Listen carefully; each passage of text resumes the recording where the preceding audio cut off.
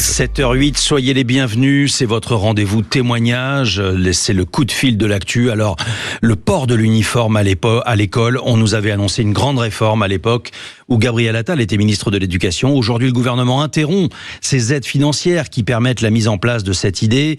Mais une dizaine de municipalités ont décidé de poursuivre cette expérience. Et on est avec Robert Ménard, le maire de Béziers. Bonjour Robert Ménard, soyez le bienvenu sur Sud Radio, station qu'évidemment vous connaissez bien. Et on vous retrouvera très régulièrement cette saison. Qu'à cela ne tienne, Robert, certaines villes veulent poursuivre l'expérience parce que ça marche, c'est bien ça?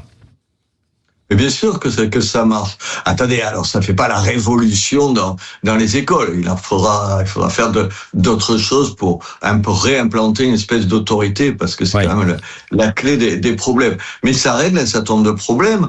Aujourd'hui, ça règle d'abord des problèmes aussi bêtes que le matin, quand vous vous rappelez, enfin je sais pas si vous avez des enfants, nous on en a eu avec Emmanuel. Alors, pour s'entendre sur comment on s'habille le matin, de temps en temps, c'est une plaie quand même. J'allais dire à propos macho, avec les filles, c'est souvent encore plus compliqué qu'avec les garçons. Donc, c'est pas rien, mais ça règle ça. Deuxièmement, pour les familles pauvres, et chez moi, il y a beaucoup de familles pauvres, mais c'est des vêtements gratuits. D'abord, c'est des vêtements, c'est 2 sweats et deux polos, et c'est la possibilité pour acheter au même prix que la ville, d'autres sweats, d'autres polos, si vous estimez que vous n'en avez pas assez. Ensuite, ça fait un sentiment, puisque nous on a fait des études, contrairement, on est un tout petit peu sérieux quand on montre quelque chose, on a fait des études pour voir comment réagissaient, on a interrogé les profs, on a interrogé les parents d'élèves, les enfants, un sentiment d'appartenance. Ils sont dans une école puisqu'ils portent sur leur vêtement le blason de la ville. Alors ensuite, ça gomme pas. Attendez, je suis conscient des choses. Ça ne gomme pas les différences sociales, mais ça complètement, mais ça les gomme en partie. Rien que pour ça, il faut continuer. Alors écoutez, je sais pas trop si le gouvernement a fait les études sérieuses pour savoir quelle décision il prenait. Je crains que ce soit pour des histoires d'argent plus que pour des histoires d'efficacité de l'uniforme à l'école. Oui, et effectivement, ce qui est intéressant dans le cas de Béziers, Robert Ménard, c'est que lorsque vous avez lancé cette initiative, eh bien, il y avait peu d'écoles qui étaient concernées. Ça a progressé depuis. Aujourd'hui, on nous cite le chiffre de 70% des familles qui auraient réservé le trousseau, parce que c'est une possibilité que vous donnez. Et d'une certaine façon, ça dépend aussi de l'adhésion des familles. Donc, il y a aucun caractère obligatoire dans cette affaire. Non. Absolument pas. On avait essayé sur 4 écoles.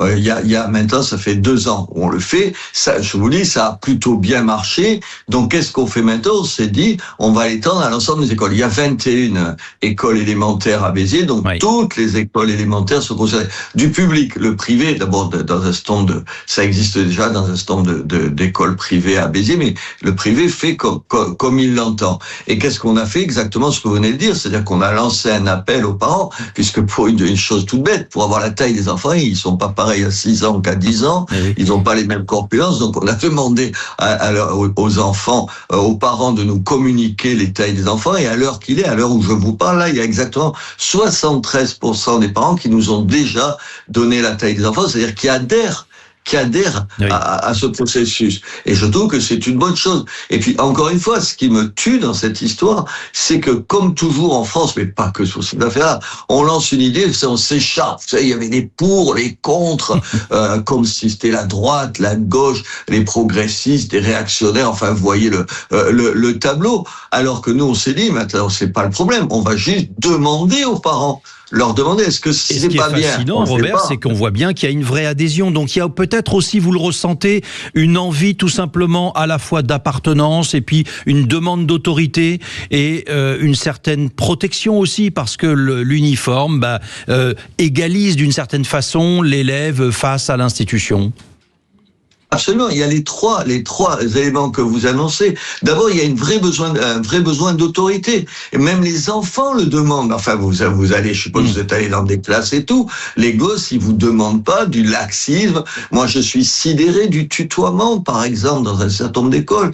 Je ne crois pas qu'on tutoie son enseignant. Ça apporte quoi? C'est pas votre copain, votre enseignant. C'est lui qui vous apprend à lire, à compter, à écrire. Ensuite, les parents. Moi, je le vois. Quand je vais devant une école, les parents, encore une fois, ils ont envie que l'école, elle soit un lieu différent de la rue. elle soit un lieu différent de la rue où il y a quelqu'un qui décide, le professeur, où on met les enfants les uns derrière les autres pour rentrer en classe. C'est chaque fois demandé. On nous le demande, les parents. Et au fond, l'uniforme, les 73% qui ont demandé, vous verrez, parce qu'on va les distribuer à partir du premier jour, de mardi, il y aura des parents qui l'ont pas encore fait, de nous communiquer les dates, et ils auront 5 jours pour le faire et pour nous le demander. Je crois que c'est quelque chose qui pas règle les problèmes, mais participe à remettre de l'autorité dans les écoles, et c'est ce que tout le monde réclame dans les écoles. Pour terminer, Robert, parce qu'on est pris par le temps malheureusement, en ce début de saison, il n'y aura pas de dotation, donc du coup maintenant c'est fini